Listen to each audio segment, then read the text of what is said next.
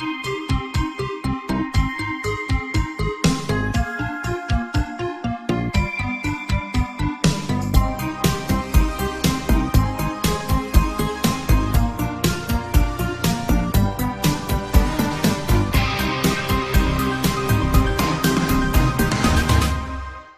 Dripping Man. When I was very little, I met my very best friend. I was quite the fearless little child, so I wasn't afraid of him. Though, I do think most little kids might have been. But, I was a boy, and by my logic that meant I wasn't supposed to be scared of anything. Even if I was little, I was still a boy. I met him when I was 5. I was at a park with my twin sister, Abby. I had just made my way down the slide. That was one of my favorite things. Feeling the wind in my face, the thrill of the fall, even if it were just a gradual slope that lasted 2 seconds at the very most. I popped right back up after getting to the end and whirled around to run right back to the ladder that would again lead me to my second long thrill. That was when I saw him. He lingered in the shade of a tree at the edge of the park, peeking out behind the trunk. Everything my mother had told me about not talking to strangers flew out the window as I turned to look at him. Hi. My name's Tyler. I'm 5 whole years old, and I can count to 15 all on my own. I cheered, giving a typical 5-year-old's greeting. Something about being little, you just want to be the biggest show-off you can. He was very quiet. He didn't say a word in response to me, which to me at the time was pretty rude. Maybe he was just shy. Yes, that must have been it. I looked to the slide and then back to him. He was still there. In fact, he seemed to have come out a little more. I could see most of him now, when before I'd only seen his head and his shoulder. Do you want a turn? I asked calmly. He didn't say anything, but he did respond with a very slight shake of his head. No, hey? Well, that's your loss, I guess. I considered turning back to the slide, but that's when I got a great idea. I would ask this fellow to be my friend. Yes. That's just what I'd do. I didn't quite know why I wanted this man to be my friend, or why I felt so drawn to him. Maybe it was that his skin, slimy looking from what I could see, was pitch black. Maybe it was that where his face should have been was just a smooth surface. No dips for eyes, not a bump for a nose. A blank template, is what I could best describe it as. As for the rest of him, he didn't seem to be clothed. He didn't seem to have any genitalia, but I knew he couldn't be a girl. He didn't have those bumps on his chest that my mom and all other moms seemed to have. And his skin, just like that on his face, was smooth and slimy. Wheel. I lingered on that word. Do you want to be my friend? He seemed excited by my question. He stepped out from behind the tree. He was nodding vigorously. Looking back on it, I'm fairly sure other kids would have either cried, or have pissed themselves. Most probably would have done both. But I didn't. I felt quite the opposite of either of those things. I just knew me and this man would be very good friends. My sister and I had always been very close, so logically I was thrilled to introduce the two. I beckoned my new friend to follow me with a wave of my hand, and I turned to run across the park to the swings, my sister's favorite spot. When I got there, though slightly out of breath, I spoke quickly. Abby. I want you to meet my new friend. Abby looked up to me. Where is he? Right here. I exclaimed happily, turning around to face my friend. It was then I discovered he wasn't behind me like he should have been. She giggled. We're gonna be in first grade soon, Tyler. You should know imaginary friends are for babies. I furrowed my brow. My friend certainly wasn't imaginary. But where could he have gone? Ah! There he was. Back behind his tree. His head poking out had given him away to me. He must have somehow seen I was looking at him, as he raised one hand, shiny with slime, and waved at me. I waved back. I'm gonna play with Abby now, okay? I'll see you next time, I guess. I called to him. I don't know if he heard me, but I was pretty sure I saw him nod.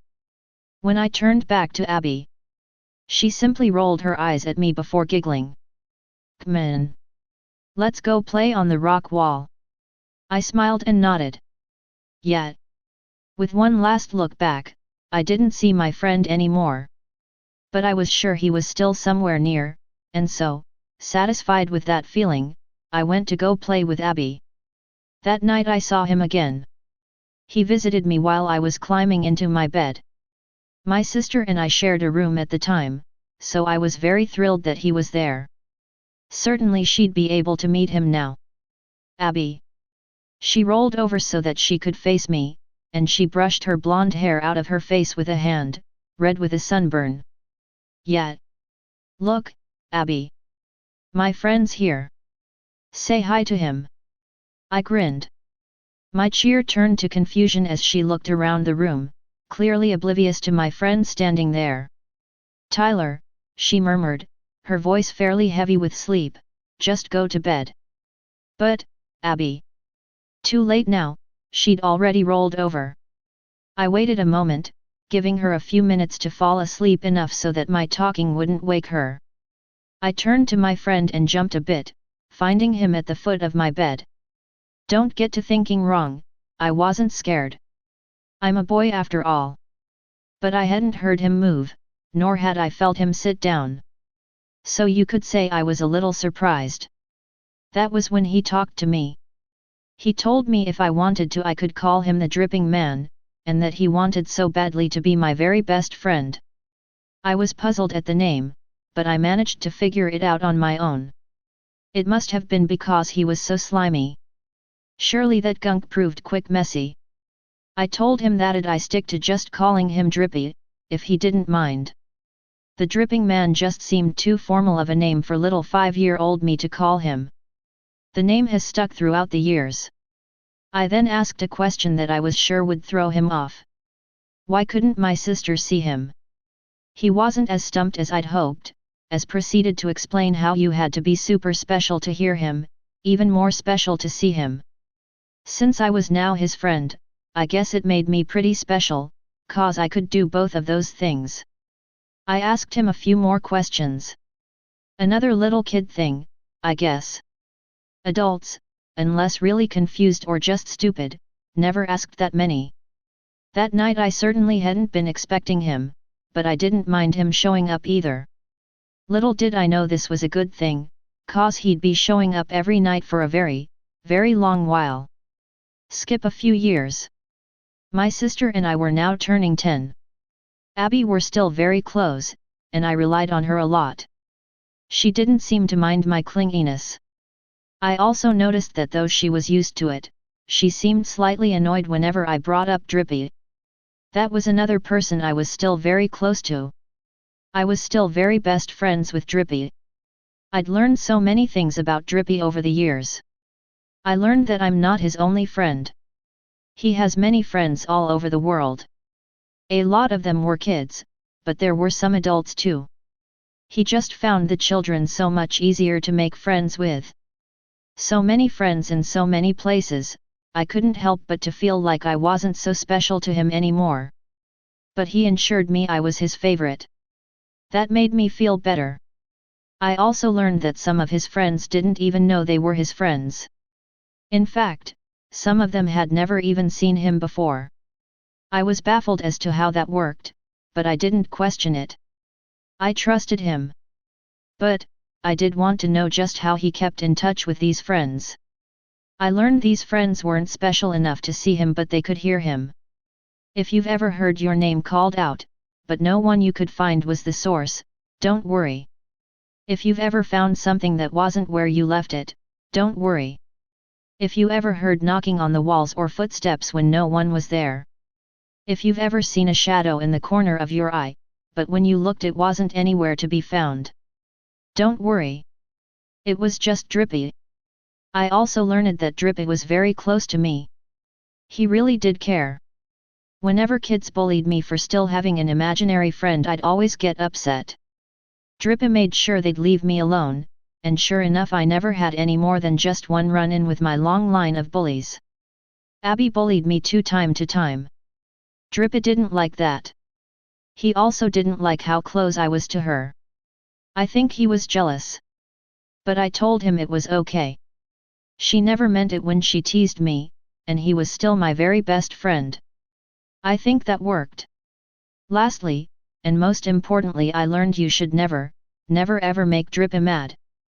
Never. Because when Drippy is mad, he is very scary. I saw him mad once.